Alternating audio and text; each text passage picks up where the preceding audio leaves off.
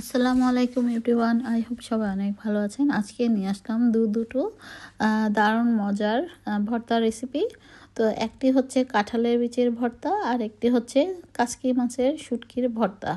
তো আর যেটা গ্রিন কালারে দেখতে পাচ্ছেন এটা তো এর আগে দেখিয়েছি, এটা হচ্ছে গ্রিন পিসের ভর্তা। তবে আমি তিনটাই একই দিনে বানিয়েছিলাম, তো ভিডিওটি খুব লম্বা হয়ে যাবে, তাই আসলে আমি আলাদা করে দিয়েছি। তো আপনারা চাইলে দেখে নিতে পারেন গ্রিন পিসের ভর্তাটা বা সবুজ মটরশুঁটির ভর্তা। তো আমি প্রথমেই কাঁঠালের বিচি এবং শুটকিগুলোকে ভেজে নিয়েছি এবং সঙ্গে পেঁয়াজ এবং রসুন কুচি এগুলোকে আর একটা আলাদাভাবে একটু লবণ আর সামান্য একটু সরষের তেল দিয়ে আলাদা একটা পাতিলে ভেজে নিলাম। আর শুকনো মরিচ অল্প দিচ্ছি, কারণ ঝাল হলে বেশি খাওয়া যাবে না, কারণ অনেকে আছে ঝাল খেতে পারে না। আর এই ভর্তাগুলো আজকে আমি আরেকজনের জন্য বানিয়ে নিয়ে যাচ্ছি। আর আমার জায়ের মেয়ে খেতে চেয়েছিল, তো তার জন্য আসলে এই ভর্তা বানানোর উদ্যোগ আর কি। তো একসঙ্গে এতগুলো ভর্তা বানানো আসলে অনেক কষ্টের ব্যাপার, তারপরেও বানিয়ে নিয়ে যাচ্ছি, কারণ অনেক সে আমাকে দেখে বলল আমার হাতের ভর্তা খেতে চাইছে। তো সেই জন্য আসলে ভাবলাম যে ঠিক আছে দেই। তো ভর্তা তো আসলে সবাই কম বেশি বানাতে পারে। তো অনেকে আছে আলসামি করে বানায় না, আবার অনেকে আছে এক একজনের হাতের খেতে ভালোবাসে আর কি। তো এই যুগে আসলে কেউ পাটাপোতায় করে না। তো পাটাপোতায় বাটা কিন্তু অনেক কষ্টের একটা কাজ। তো আমি তারপর করছিলাম। আর এই বাটা যতটাই না খাওয়া সুস্বাদু, ততটাই কিন্তু অনেক কষ্টের।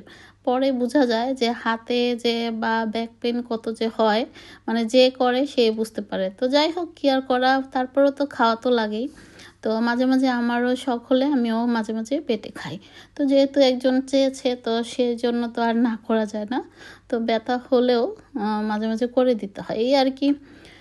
যাই হোক, পরে আমি প্রথমে আমি মরিচটা বেটে কাসকি মাছের শুটকিটাকে বেটে নিলাম।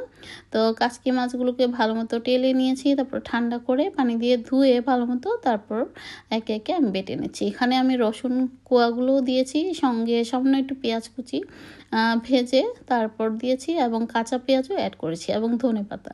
তো সমস্ত কিছুকে নাইফের সাহায্যে মানে কাচিয়ে বাটছি। আপনারা চাইলে হাত দিয়েও করতে পারেন, তবে হাত দিয়ে করলে বেশি ঝালটা হাতে লেগে যায়, তাই আসলে এভাবে করা। তো এই তো আমার কাসকি মাছের শুটকিটা কথা বলতে বলতে হয়েও গেল। তো এরপর বাটবো আমি কাঁঠালের বিচির ভর্তাটা। তো কাঁঠালের বিচির ভর্তাতে ভাবলাম যে আর একটু মানে প্রথমে যে মরিচটা বেটেছিলাম এবং শুটকি সেখান থেকে সামান্য একটু রেখে দিয়েছিলাম, তো ভাবলাম যে মরিচটা মনে হচ্ছে কম হয়ে গেছে, তাই লাস্টে আরও দুটো মরিচ অ্যাড করেছি। তো এই তো মরিচ শুটকি একসঙ্গে দিয়ে তারপর আমি কাঁঠালের বিচিগুলোকে একে একে থেতে তারপর বেটে নিচ্ছি। তো এই তো কাঁঠালের বিচিগুলো যখন বাটা হয়ে গেল, তখন আমি এখানে ধনেপাতা বেশি করে দিচ্ছি এবং ভেজে রাখা পেঁয়াজ রসুন কুচি এবং সামান্য একটু কাঁচা পেঁয়াজও অ্যাড করব। তো সমস্ত কিছুকে খুব ভালো মতো আস্তে আস্তে মিশিয়ে নিয়ে তারপর তৈরি হয়ে যাবে আমার কাঁঠালি বিচির ভর্তাটাও। আর এই ভর্তাটা এভাবে খেতে খুবই সুস্বাদু। আপনারা চাইলে কিন্তু কাঁঠালের বিচি সিদ্ধ করেও ভর্তা করতে পারেন ঠিক এভাবে। তো আমি বাটার আগে আশেপাশের এরিয়াটা খুব ভালো মতো খুব ক্লিন করে নিয়েছিলাম, যাতে পড়লে বাটার সময় উঠানো যায়। তো আপনারা কিন্তু ভাববেন না যে আমি আবার নোংরা জায়গায় করেছি বা পাটাপোতা না ধুয়েই করেছি। আমার পাটাপোতা কিন্তু সবসময় ক্লিন থাকে। আর আমি এটা ধুয়ে নিয়েছি, যেহেতু এটা নতুন পাটা, তাই ধোয়ার সাথে সাথেই দেখলাম যে শুকিয়ে যায়। তো এই আর কি। তো আমার ভর্তাগুলো আপনাদের কাছে কেমন লেগেছে, যদি ভালো লেগে থাকে অবশ্যই একটা লাইক শেয়ার কমেন্টস করবেন, আর আমার চ্যানেলটিকে সাবস্ক্রাইব দিয়ে রাখবেন আর নতুন নতুন রেসিপি পাওয়ার জন্য। আর ফেসবুক পেজের যারা আছেন তারা আমার পেজটিকে অবশ্যই ফলো দিয়ে রাখবেন।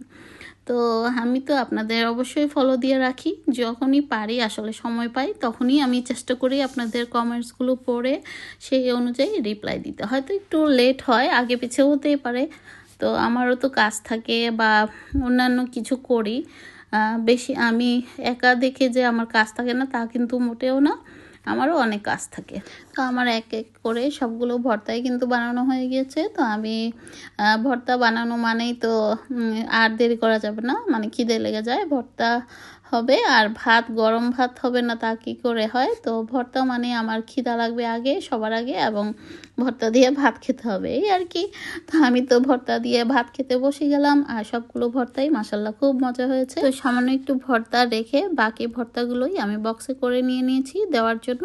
আর তো আজ এ পর্যন্তই, সবাই ভালো থাকবেন, আমাদের জন্য দোয়া করবেন, আর আপনাদের জন্য রইল অনেক দোয়া। আল্লাহ হাফেজ। Thank you for watching.